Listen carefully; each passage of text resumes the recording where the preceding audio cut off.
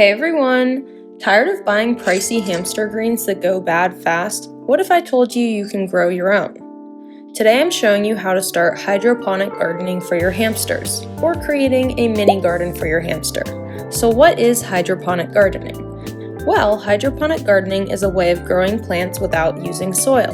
Instead, the roots sit in water that's filled with nutrients, basically everything the plant would normally get from the soil, but in a cleaner way. I'm using the AeroGarden as my hydroponic system. There are a bunch of great options out there, but I'll link this one in the description in case you want to check it out. This is the top piece that has 6 slots to grow 6 plants, and then this is the base where the water goes. There's this little waterproof cord that plugs into the base, and this part, kind of like a stem, has the light on top. You can slide it up or down as your plants grow taller. So the waterproof cord inside connects to the pump, which is what helps circulate the water to keep everything growing. This is the main cord that plugs into the wall. The pump is important to keep the roots happy by circulating nutrients and oxygen throughout. It runs on its own, which I personally love because I'm still working on being a great plant mom, but we're getting there. Now for the fun part, the seed starting kits. I actually have a couple boxes because I've grown hydroponic plants before and ended up with a little collection. First up, we've got these little sponge-like pods. They're made to hold the seeds and act like soil, but without the mess of actual soil. They're super lightweight and let the roots grow right through. These pods fit into plastic cups, which you can pop right into the slots in the top of the garden. These individual slots help keep each plant separated as it grows. It gives the roots space to spread out without getting super tangled, and it's nice because it keeps everything organized. By the way, this is not sponsored. I just actually love hydroponic gardening. Now my favorite part is selecting the seeds that I want to grow. All of these are non-GMO and designed to grow well in hydroponic systems, which is important to get. I'm going to sort these into 3 piles to help me choose, one with seeds that aren't safe, one with seeds that are safe that I'm planning to grow, and then the third with safe seeds that I'm unlikely to grow. Lemon balm is not safe for hamsters as it can mess with their nervous system, so I'll be placing it in the unsafe pile. Snap peas are safe but are going to grow too tall for this system. Carrots are safe but take a really long time to grow. Radishes can cause stomach issues. Sweet peppers are very nutritional but just take a really long time to mature. Nope, not chili peppers. Wild guess, but this one's not for hamsters. Cucumbers need a lot more space than what I have right now. Green onions are toxic for hamsters. Thyme can upset their digestive system. Hamsters love this one. Spinach is great in moderation. Arugula is one of my favorites and is safe. Kale is packed with nutrients. Cilantro is a maybe. I've seen mixed advice on it, so I'm putting it in the no pile until I can do more research. Hamsters love this one. Parsley is safe.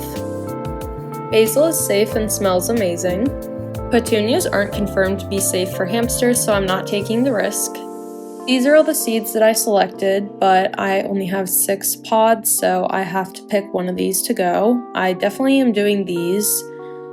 Probably, I'm trying to debate between, I'll do the kale, so we'll take this one out. The butter crunch lettuce is pretty similar to the red leaf lettuce taste-wise, so that's why I'm going to go with the kale to give them more of a variety. And the kale is really healthy, so that's a plus as well. Moving on, it's time to plant the seeds. So first I'm going to be soaking these sponges. I'm not sure if they're actually called sponges, but the thing that holds the seed, basically. And then I'm going to be soaking them in water to get them moist for the seeds to settle into them. I'm just using this coffee cup, which I'm going to plop the sponges in and then fill with water and let them soak. Normally you might pre-soak your seeds to help them germinate faster, but with a hydroponic system like this, the sponges do stay wet, so the seeds are basically sitting in water anyways. I've found that a lot of these will just grow for me, but some of them are trickier to get to grow. Usually I'll just give them a shot and see if they grow, and then if not, I'll do another batch and pre-soak those like I did. Here are the sponges that I soaked. These stickers, called pod labels I believe, help prevent algae growth by blocking the light from reaching the wet sponge and water underneath. Since algae thrive in light and moisture, covering the pod surface helps reduce that risk, and it allows me to label which plants I'm growing where. So the first plant that I'm growing is spinach. I'm going to put the plastic cup in, and then I'm going to go ahead and add that sponge from the water that was soaking in. So spinach has a bunch of nutritional benefits. It's high in vitamin A, which helps support vision. Also vitamin C, which is great for tissue repair and immune defense. Also vitamin K, which is important for blood clotting and bone health. It's a good source of iron, magnesium, and folate, and it contains antioxidants, which help reduce inflammation. Spinach is able to be grown with less light than some of the other greens. It usually takes 5 to 10 days for spinach to sprout, and it can be harvested around 30 to 40 days. Moving on to parsley, it's also high in vitamins A, C, and K. It's a good source of iron, calcium, and antioxidants. Parsley takes a little longer to grow. It usually takes 14 to 28 days to sprout, and then is ready to eat around 6 to 8 weeks. Kale is a superfood that's a great option, but should be given occasionally to hamsters as it can cause them to be more gassy than usual. Basil has lots of vitamins and minerals. It's great for bone health, and it grows really fast. Because of the stronger scent, hamsters are going to be more picky about eating this one. Red leaf lettuce is very hydrating with its high water content. It can be good for older hamsters as it's softer to chew, and this is another really fast-growing one which can be ready in as little as 4 weeks.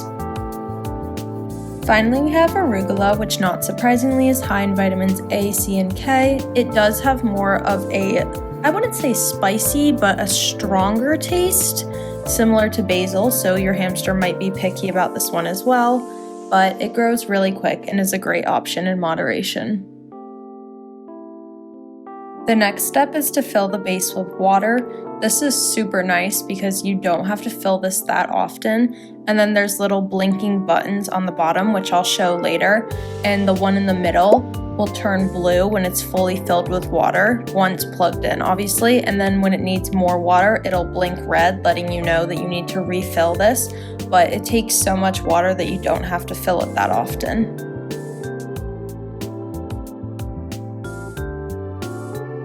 Here I'm adding in the nutrient solutions, so there's a part A and a part B, and these are going to be added in equal ratios. The back of the bottle will tell you how much you need to add, and it depends on the size of your hydroponic system.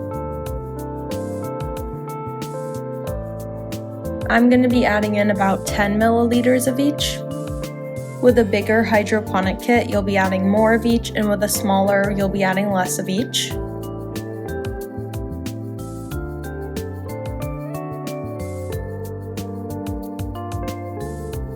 Similar to the water, there's a blinking button that'll tell you when you need to add more plant nutrients.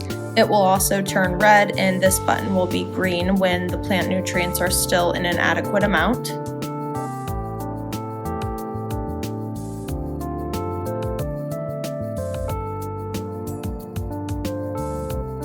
As I said, this holds a ton of water. You're really not going to have to refill it that often, and the lights do all the work for you. I simply just follow when they're telling me to put more of something in.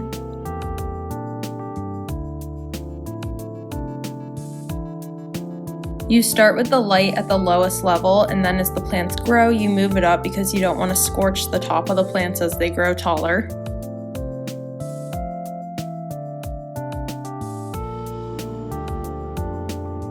At the bottom, you'll see the blinking lights I was referring to. The one in the middle, which is blue now, indicates that the water level is appropriate. It'll turn red when it's too low.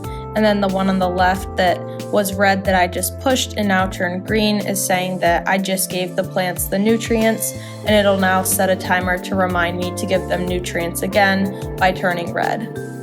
The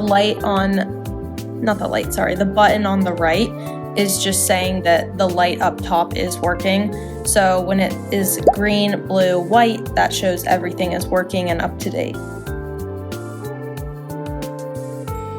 You can see the pump working here by the water flowing. The final step is to add these pod covers on. They act like a mini humidity dome, which helps the seeds germinate faster. It helps trap moisture around the seed, making it sprout faster by creating a warm and damp environment. A few weeks later, you can see the seeds are sprouting. You can see the humidity trapped inside these domes. Once the plants start growing taller, it's okay to take the domes off now. So the arugula, basil, red leaf lettuce, and kale are all growing in well. The parsley and spinach have not grown in yet, so I'm going to make a new batch of those and try again. I'm going to soak the seeds and then replant them, taking out the old seeds. The plants are continuing to grow over the weeks. The kale is starting to get really large and take over the system a bit, so I've been trimming it to help the other plants receive more light. Kale is going to be the first lettuce that I'm letting Strudel try. I will give Chip pieces of the lettuces as well in his cage. He just does not enjoy coming out and running around as much as Strudel does. Strudel did not like the kale very much though. At this point, the kale is really starting to take over, so I did trim a good bit of the side of this one, and the parsley started sprouting, which I'm really happy about. I don't think the spinach is there quite yet, but hopefully soon. We finally got a bit of growth from the spinach, but I'm not sure if it's going to make it because it is lying on the floor. A second stem did come up for the parsley though. So I decided to go ahead and remove the kale. It was growing super fast and the hamsters don't like it enough for me to be able to trim it as often as it needs without wasting some of it. And honestly, I don't love kale either, so I'm gonna grow arugula in place instead because I really love that. Now it's time for Strudel to try some more of the lettuce. Don't worry, he did not eat all of this in one day.